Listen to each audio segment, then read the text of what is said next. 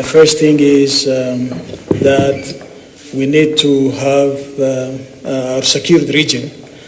So we have to fight extremism and terrorism together. And this is one of the agenda items we discussed. And in this regard, the federal government of Somalia and its National Defense Force has to be strengthened. And that calls a strong federal government with, the chief commander as the president leading the whole security issues in Somalia. So I think the sole responsibility is that of the federal government of Somalia, but we, the regional countries, can support this initiative.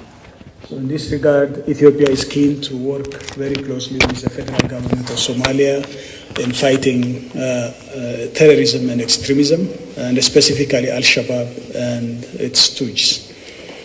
We also discussed on cooperation in other security sectors, because this is one people in two countries, so we need to secure our people, and we work very hard together to have security both in Ethiopia and mainly in Somalia at this time, but the entire Horn of Africa region and our continent. So I think this is one of the areas we discussed and agreed upon. The second issue is the whole problem is complicated because there is poverty. So we have to fight poverty with our tooth and nail. In this regard, we wanted to cooperate on areas like education, basically economic integration and economic development, and having a free flow of people and transport of people and goods and services between our two countries. So we decided that we will have transportation mechanisms that help our people, integrate much more by free flow of people between our two countries. And we will continue on with air transport as well, that these transportation mechanisms are expedited between our two countries. That integrates investment and trade between our two countries. And Ethiopians should invest in Somalia as well as Somalis invest in Ethiopia, and our respective sectors will work together to see that this becomes a reality. I think this is the area we discussed on our economic integration. Beyond Ethiopia and Somalia, we also discussed economic community of the Horn of Africa, where we, the same people, should have more close economic integration. I think this is one of the areas we discussed. Beyond that, there is humanitarian issue that has to be addressed. And not only between ourselves, but the international community has to engage in humanitarian aspect in Somalia at this time, even though both Ethiopia and Somalia are very much affected by the current drought. I think Ethiopia is in a better position to handle this problem, but Somalia needs huge support.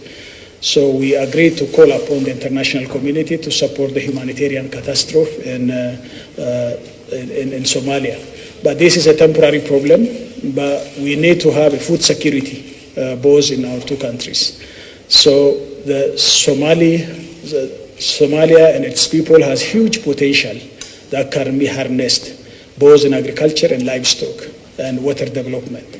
So we agreed to cooperate for lasting food security programs that can be emulated from Ethiopia to Somalia. And we agreed that expertise support can be given from Ethiopia to Somalia until they come up with a strong national system in Somalia. So I think, but for now, the humanitarian issue has to be addressed as quickly as possible. Besides, I think a new partnership agreement recognizing the federal system of Somalia needs a strong federal government in Somalia, and also regional states which has got constitutional rights that can be worked out. But this strong Somali federal government means handling its security issues properly and strongly, and coordinating whatever happens in the country. The sovereignty and territorial integrity of Somalia is very important, and that has to be observed. So I think this is one of the areas that builds trust amongst countries, and specifically now for Ethiopia and Somalia. So respecting the sovereignty and territorial integrity is one of the pillars for our relationship. And in this regard, Ethiopia is ready to work on the establishment of a strong national defense force in Somalia. Whatever the Somali federal government asks us, we are ready to cooperate. But the sole responsibility of securing the country is that of the federal government of Somalia. So that has to be underlined in a proper way. And again, the diplomacy and foreign policy is led by the federal government of Somalia, and Ethiopia is ready to work directly and in a direct line with federal government of Somalia. So I think these are the main issues that we have discussed, and any further issues can be elaborated by the President. And thank you, Mr. President. Thank you, Mr. Prime Minister. It's a really great pleasure for me to be here today, and thank you for inviting me and my delegation to this state visit so soon after I was elected.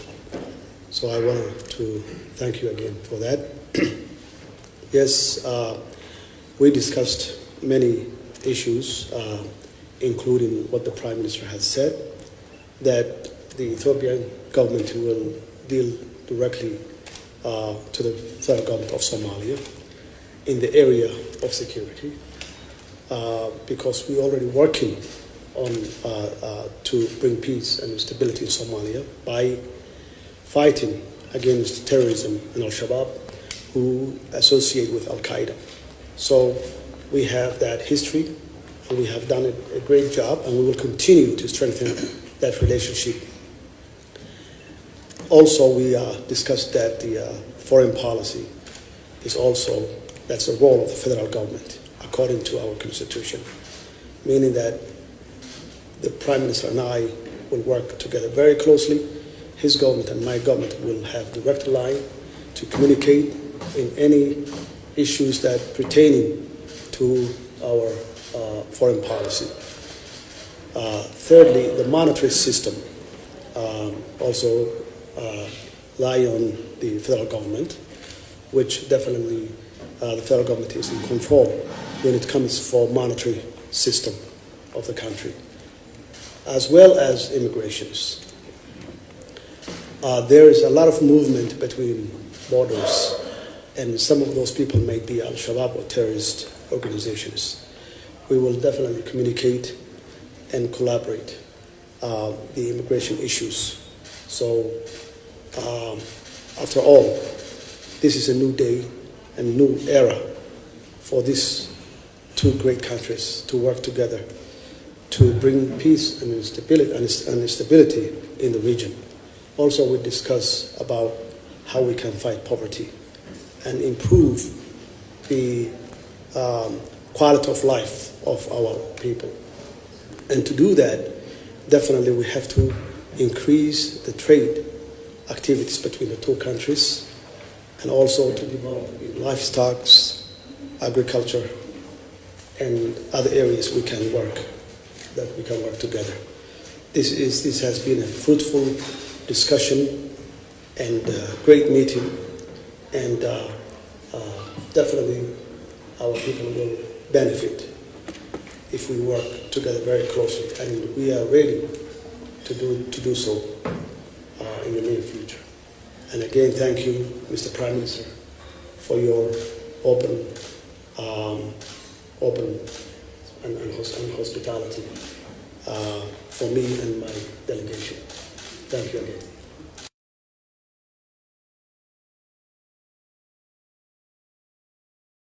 And their aim is to establish a base or safe haven in which they can organize themselves and launch attack from Somalia to other countries, including our neighboring countries. We have we have enough support from our neighboring countries, including Kenya and Ethiopia, as well as other troop contributory countries called AMISOM. They have been working with the government of Somalia side by side and died on the long cause to bring peace and stability in Somalia. And we really appreciate all their sacrifices they gave to Somalia, and their sacrifice will not go in vain. My government has a very extensive and comprehensive strategy to defeat Al-Shabaab in 2 years.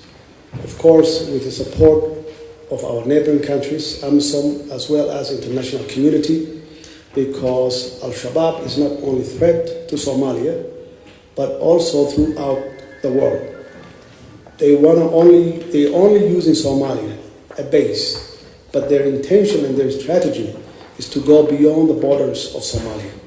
That's why we have to collaborate and work together to defeat them, because they're a disease. They are not interested in for humanity and any type of development. So it's our best interest that Ethiopia, Somalia, Kenya, and all our neighboring countries to come together and fight this menace, because this is a threat. It's not only a threat to Somalia, but also other countries as well. I think if I got the question right, it is about regional contribution of Ethiopia, peace and stability. And I think Ethiopia's contribution is well known globally. We are contributing to peace in Somalia. The Somali people know, the government of Somalia, respective governments of Somalia know it.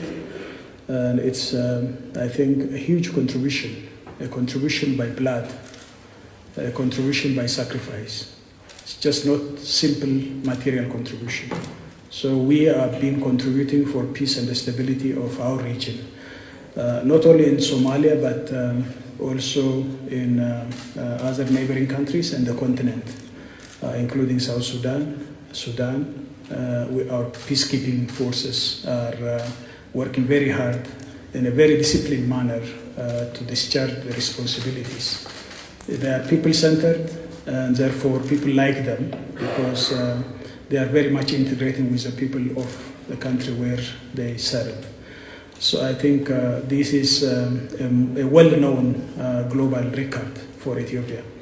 So our contribution is huge, but we still need to contribute more because we want to see peace and stability prevail in the whole continent and our Horn of Africa, which everybody knows is a very troubled region. So I think this is where we are.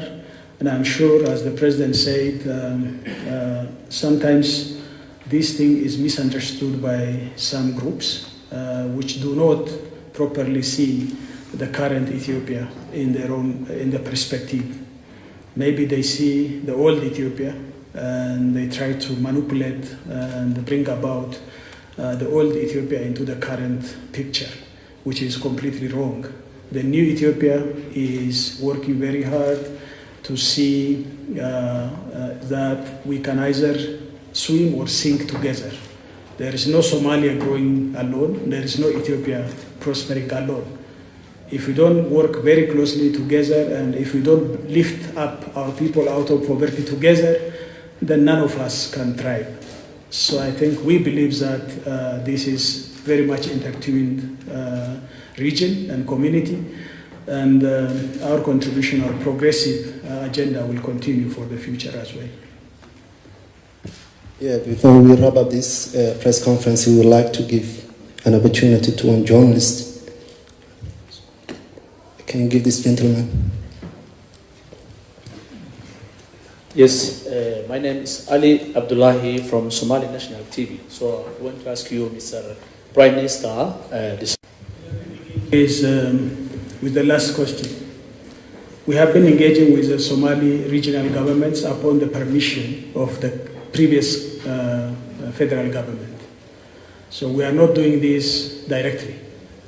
Whenever there is a need for any kind of support and negotiation, we always inform the federal government with the permission of the federal government of Somalia. Then they come to Addis and they work. We have very close relationship with all Somali leadership. We have no separation and division within the Somali leadership. You know, we follow same suit. As I said, the federal government is the sole responsible organ for foreign diplomacy and foreign policy. So without the permission and consent of the federal government of Somalia, Ethiopia and none other country should interfere into the sovereignty and integrity of the Somali national state. So I think this, we are very much clear about it. We are ourselves a federal government. Myself, I will not allow any country to directly involve with my regional governments without my consent. So I think the same applies to the Somali nation. And we will be very clean and we are principle based. The whole intention is to support the Somali people and the Somali government to make peace and stability and ultimately fight poverty and bring prosperity to the people of Somalia. That's the whole objective. We have no other motive and intention. So we want to continue with our fast economic growth and democratization in this country. If we need to do so, then we cannot leave others in a chaos without being supported, because that chaos will come back to us. And the spillover effect affects our fast economic growth. So it is for our benefit we are doing that, not only as a charity for Somali people.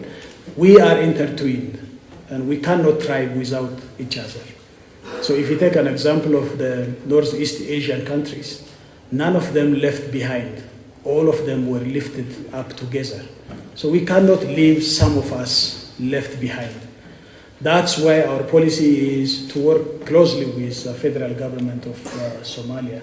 That's why at the beginning I said foreign policy is the sole responsibility of the federal government of Somalia, as is also the national defense issue is also the sole responsibility of the Somali federal government. So that's why we have signed an agreement with the former Somali government on defense pact, which clearly shows that we are very conscious of the sensitivity of this issue. But we can also share our lessons. In Falling and Rising, we have learned about how federalism works. And if the Somali people opted for federalism, then they can learn, but they cannot copy, because the Somali is a unique arrangement. But there are principles that can be learned from Ethiopia and elsewhere where federalism has been working. So I think this is the first issue. And the second issue is, in London conference, as a leader of IGAD or as a chair of IGAD, I have the responsibility to represent IGAD as a regional bloc. In this regard, the first thing is there should not be many cooks. There should be coordinated support to Somalia. Until now, the support of the international community to Somalia has not been as successful as it is because there are a number of hands getting in there without being coordinated. So this is an opportunity for all the international communities acting together, speaking with one voice for a coordinated support to the Somali government and its people. So I think that's the first thing that we have to achieve. The second thing is Somalia needs peace and stability, and of course there is contribution by the international community, but there should be a prescribed period of time where Al-Shabaab should be eliminated and the Somali Defense National Force be established. So I think this is the first agenda item that should be discussed and agreed upon. The second issue is recovering and reconstructing Somalia. Somalis themselves are not able to do so by themselves at this time. They need support. major countries, even Europeans, after being destroyed, being supported by other Western countries to take off. This is high time for Somalia to be supported, like the Marshall Plan. That has to be there for Somalia to take off. This is high time. And the third issue is humanitarian aspect. You know, now there is humanitarian catastrophe in Somalia, and we believe that this is, even though it's a temporary problem, as I said, but should be supported as quickly as possible. So I think these are the three major issues, but the partnership issue, lastly, is very important, and we should have a coordinated partnership being demonstrated.